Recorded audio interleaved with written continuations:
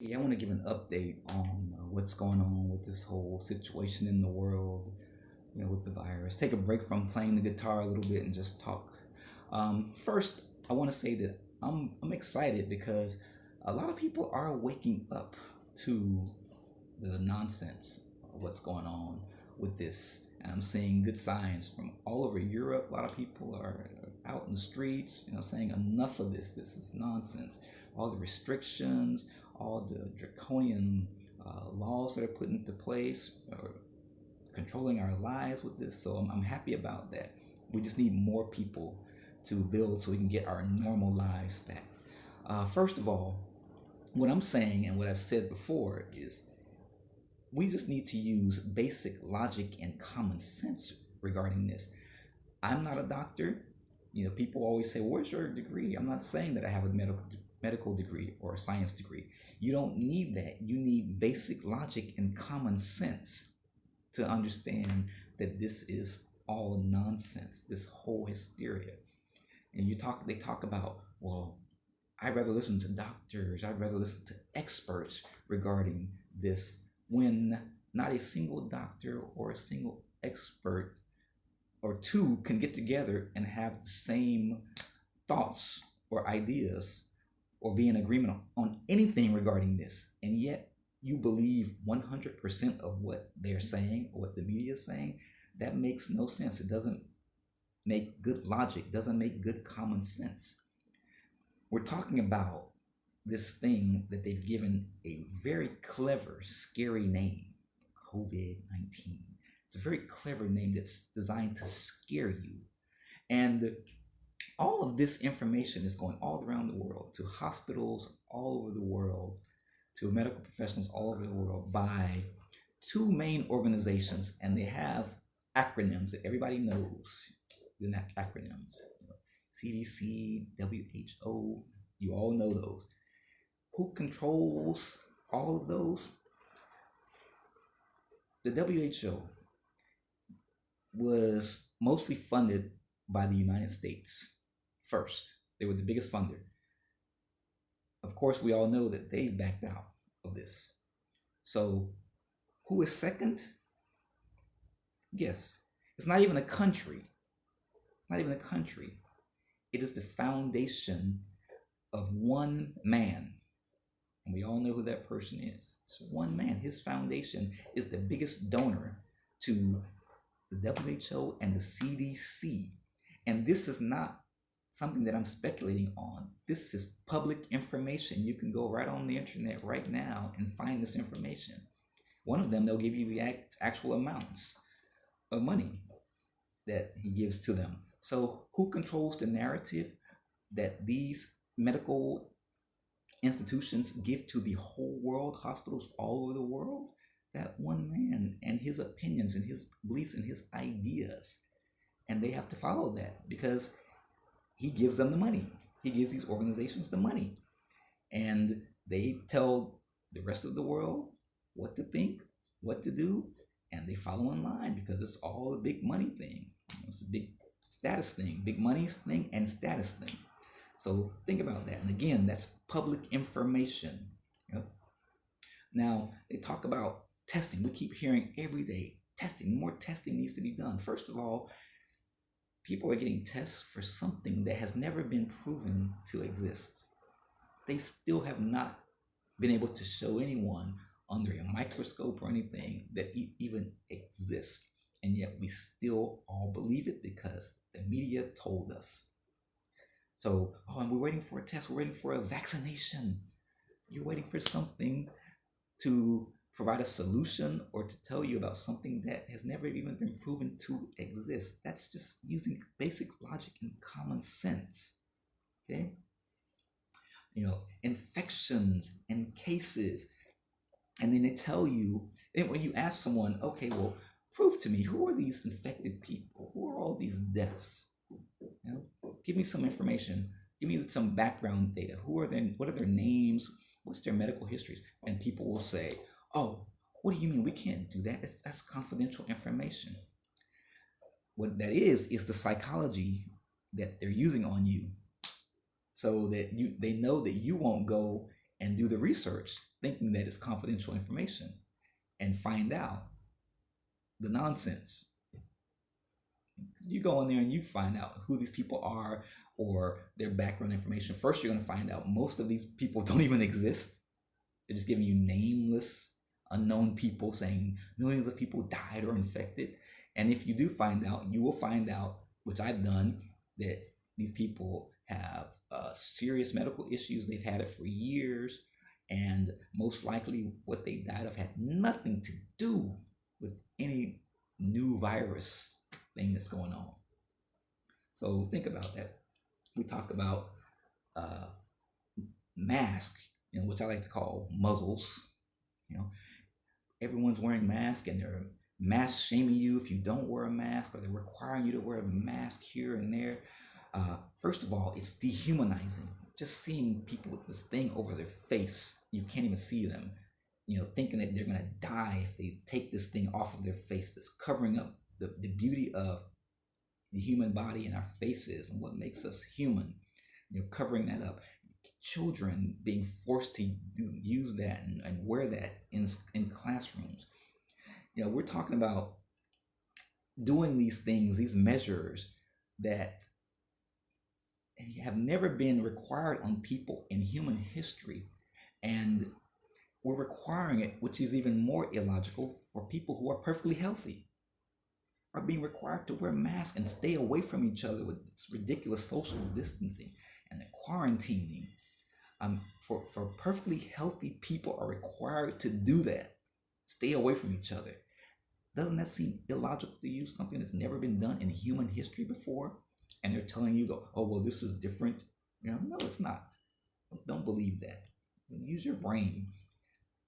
The media is still using, and I'm glad that most people are waking up and they're realizing, okay, it's nonsense. And I'm seeing that, especially online. People are calling the media out, saying we're tired of the lies.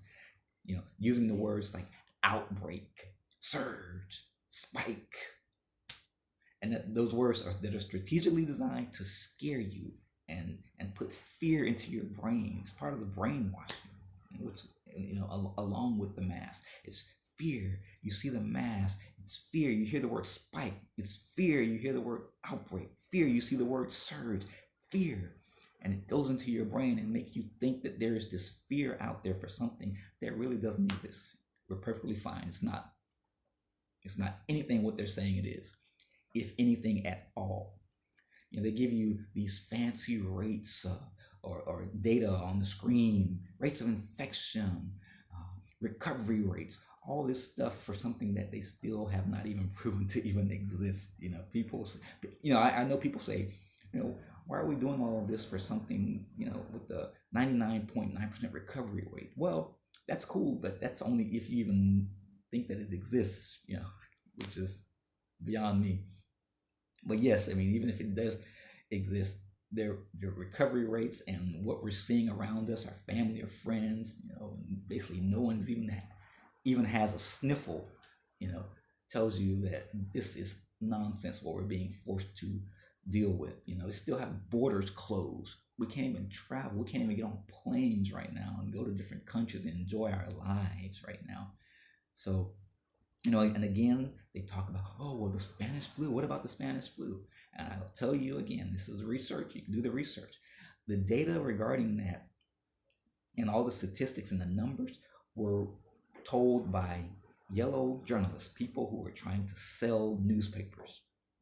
There's no factual information about how many people died. And if you look up your own family histories, you will find out that people at that time didn't even know what was going on, if there was any type of pandemic. Only a few people who were knowledgeable enough to have newspapers, read newspapers, knew something about it. But most people didn't. In America, they kept playing sports, and even sports didn't stop. Now, and again, people will question me. They will question me. I've been called every name you can think of. Evil person. People have wished that I catch this mysterious virus and die. That's how willing they are to question me, but they won't question the media. They won't question anything they say. And again, like they say, the confidentiality things about hospitals make people not want to go and do the research themselves. Who are these people that are dying? Just think about that. Does that make sense? Do you really believe that? You know, oh, but we can't do the research because it's confidential. Yes, they don't want you to do the research, so they tell you that, and you believe it. They give you words like asymptomatic, and you believe that. Oh, well, you might be infected, and you don't know it, and you might be spreading it around. It sounds very clever, sounds very cool, sounds very scientific. Look at the logic behind that. You might be infected, but you don't know it.